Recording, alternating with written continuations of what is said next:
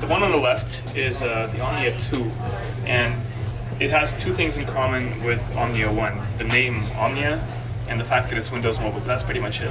There's widgets too, right? Absolutely, it does. So the Touchwiz UI has remained, and Touchwiz is kind of prevalent. It's on a lot of touch screen devices released by Samsung globally. Android devices, Symbian devices, Windows Mobile, all kinds of devices.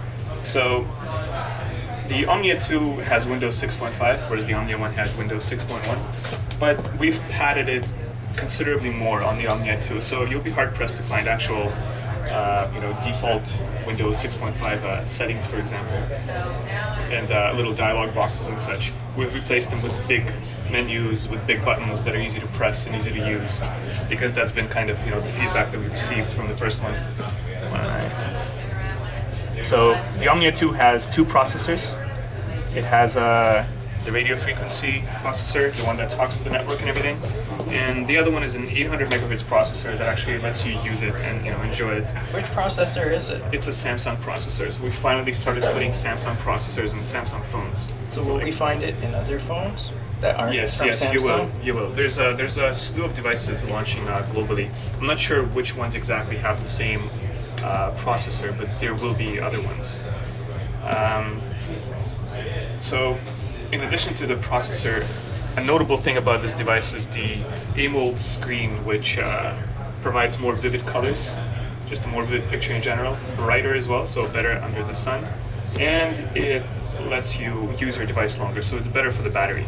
I mean, I saw some number like 40% better, but I'm not so sure that is the case. I haven't seen the actual studies or anything.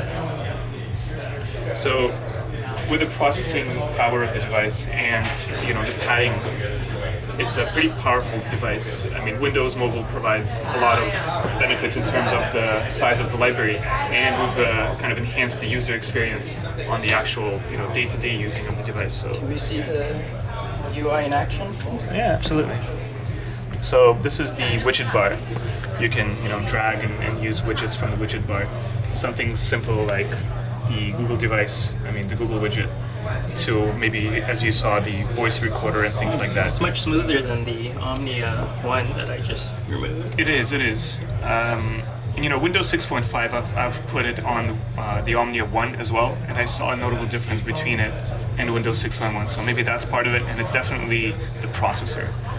One thing that was kind of, I think, taken or inspired by the Android is the multiple desktops. So there are 3 desktops on this device. So this is a Touchwiz feature, so 6.5 won't happen. I'm not so sure, but once I disable the Samsung UI, I don't see it anymore, so that makes me believe that it is a Samsung. It's a Touchwiz thing. Yes, so you can see the bars up here. They will tell you which screen, which desktop you're on. Oh yeah, there's 3 of them there. Right, there's 3 of them. So you can customize each one with a separate wallpaper as well as separate widgets. So you can have one for information, the other one for looking stuff up, and a third one maybe for settings or something. Another part of Touchwiz is the Cube UI. I'm using a shortcut on the right-hand side, but you can get to it otherwise. That's the cube thing at the bottom of the Yes, device, right? that's kind of why you have the cube. It's not a nav pad. No, it's not a mouse pad. This is a button, and it's kind of a theme of the device. And you'll notice this button on a few devices. That's because all of them have this cube interface and this version of Touchwiz on them. So you have, a cube has 6 sides. It lets user kind of play around with it and, get to wherever it is they want to get. So you can look at pictures, games, you can go to web, videos, contacts.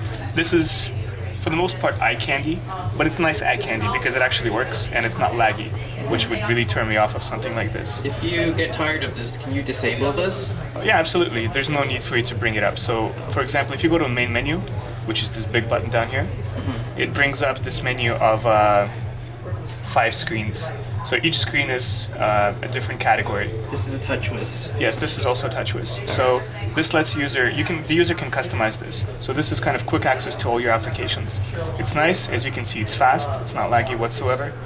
And gives you access to whatever it is that you need. And from here you can go to the cube, but you don't have to. And you can also edit which items are actually on here.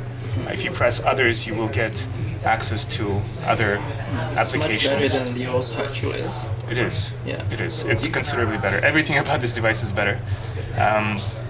It's gonna come with 16 gigabytes preloaded plus up to 32 micro SD card. Oh, this one says 8 at the top. Yes, corner. it's gonna be changed. This is kind of this thing doesn't exist as far as you're concerned. Oh. No, I'm just kidding. It does. Otherwise, I wouldn't be putting this video on YouTube. Right, videos. What's that? All right. This device has a 5 megapixel camera. Is it the same camera as the Omnia, the regular Omnia? It's you know what? I don't know if it's the same lens, but it is definitely because Omnia 1 had an excellent camera in my opinion, Yeah, and this one does too, and it also lets user play with the settings a lot. This one has a dual flash, which is much better than the Omnia 1. It's very bright, and it lets user take DVD quality video.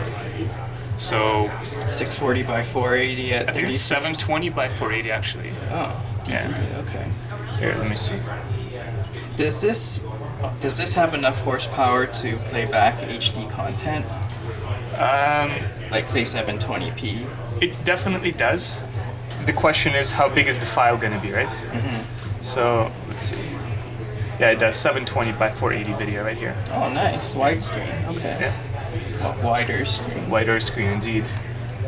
And yeah, this thing also has DLNA, which if you connect it using Wi-Fi to your network, and you have, I don't know, a PS3 or an Xbox or something. Or a Samsung TV. Or a Samsung TV, correct. With DNLA. Yeah.